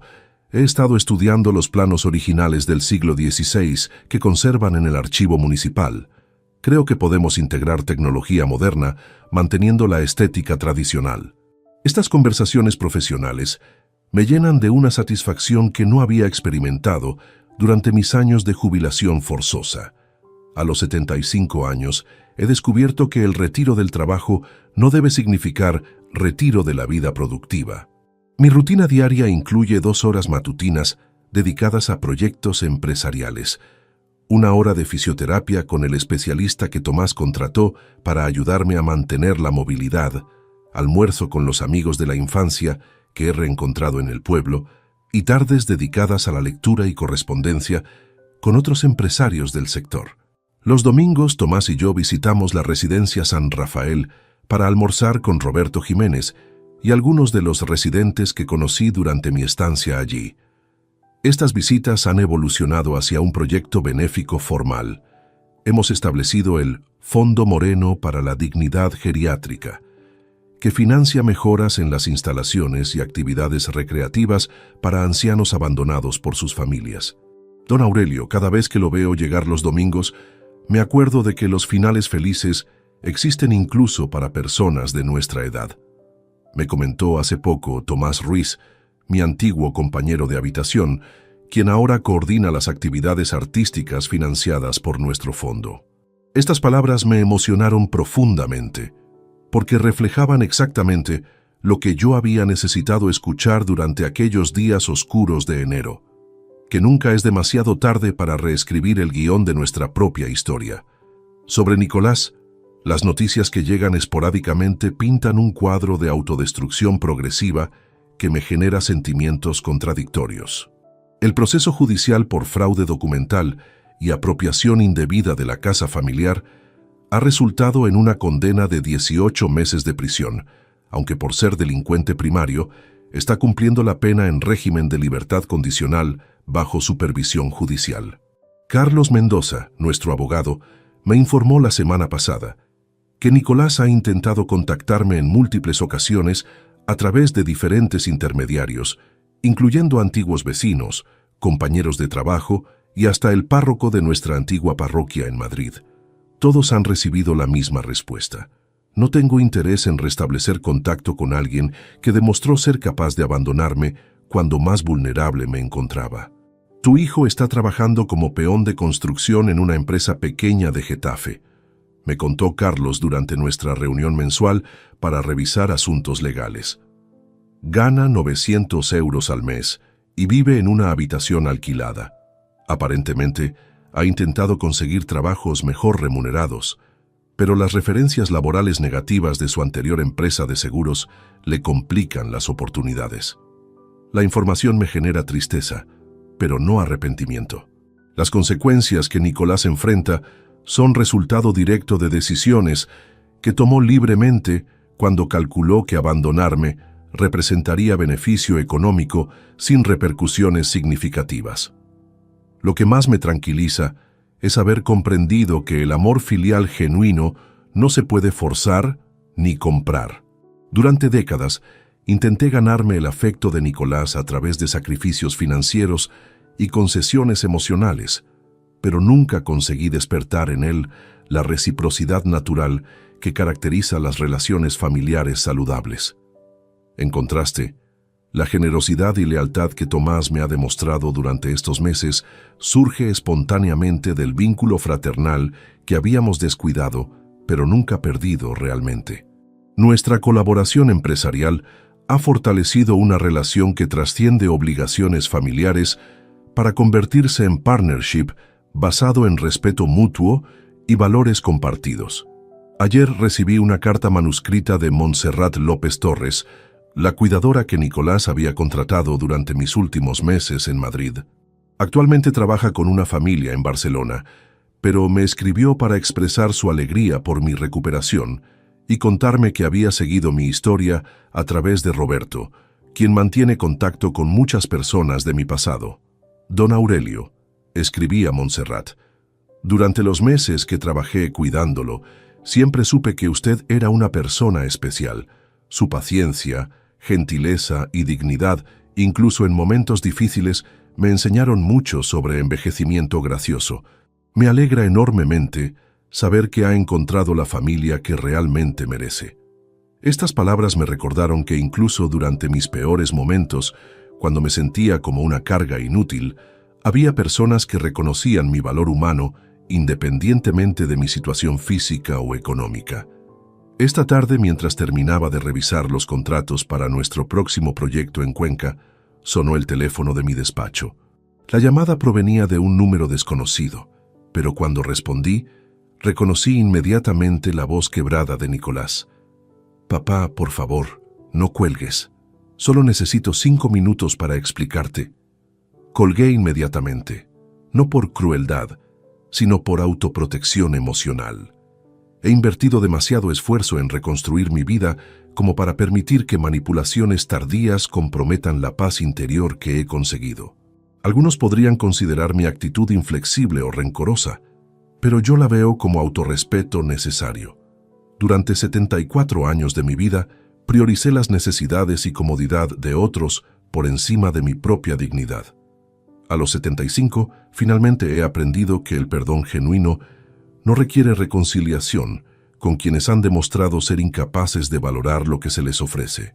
Esta noche, Tomás y yo cenaremos en el restaurante Los Olivos, junto con Joaquín Herrera y Mercedes Vázquez, amigos de la infancia que han enriquecido enormemente mi nueva vida social. Joaquín dirigió durante 30 años la cooperativa agrícola local, mientras Mercedes fue maestra de escuela hasta su jubilación. Nuestras conversaciones abarcan desde recuerdos compartidos de los años 50 hasta análisis de la política económica actual. Aurelio, eres la prueba viviente de que nunca es demasiado tarde para cambiar de vida, me comentó Mercedes la semana pasada durante una de nuestras tertulias vespertinas. Has transformado una traición familiar en oportunidad de crecimiento personal. Sus palabras encapsulan perfectamente la lección más importante que he extraído de esta experiencia. Las circunstancias externas pueden ser devastadoras temporalmente, pero nuestra capacidad de reinventarnos permanece intacta mientras conservemos la voluntad de luchar por nuestra dignidad. Al cerrar este relato, quiero dirigirme directamente a quienes puedan encontrarse en situaciones similares de abandono o traición familiar. El dolor que experimentamos cuando las personas que más amamos nos fallan puede parecer insuperable, pero también puede convertirse en el combustible necesario para reconstruir nuestras vidas sobre fundamentos más sólidos. No permitan que la crueldad ajena defina su valor personal. No acepten que la edad o las limitaciones físicas los conviertan en víctimas pasivas de las circunstancias. Busquen a las personas que los valoran genuinamente. Cultiven relaciones basadas en respeto mutuo Y nunca subestimen su capacidad para escribir nuevos capítulos en sus propias historias. Las consecuencias que le advertía Nicolás aquel día de enero no fueron amenazas vacías, sino profecías que se cumplieron porque él subestimó la fuerza interior de un hombre que había construido una vida entera con sus propias manos. Hoy, a los 75 años, soy más próspero, más respetado y más feliz de lo que había sido en décadas. He aprendido que la familia verdadera no siempre comparte nuestra sangre, pero siempre comparte nuestros valores. Y esa es la mejor venganza posible contra quienes apostaron por nuestro fracaso. Demostrarles que se equivocaron completamente sobre quiénes somos realmente. Mi historia termina aquí, pero mi nueva vida apenas comienza. Si te gustó esta historia, dale like al video, suscríbete al canal y comparte tus impresiones en los comentarios. Para escuchar la próxima historia, haz clic en la caja de la izquierda. Gracias por vernos.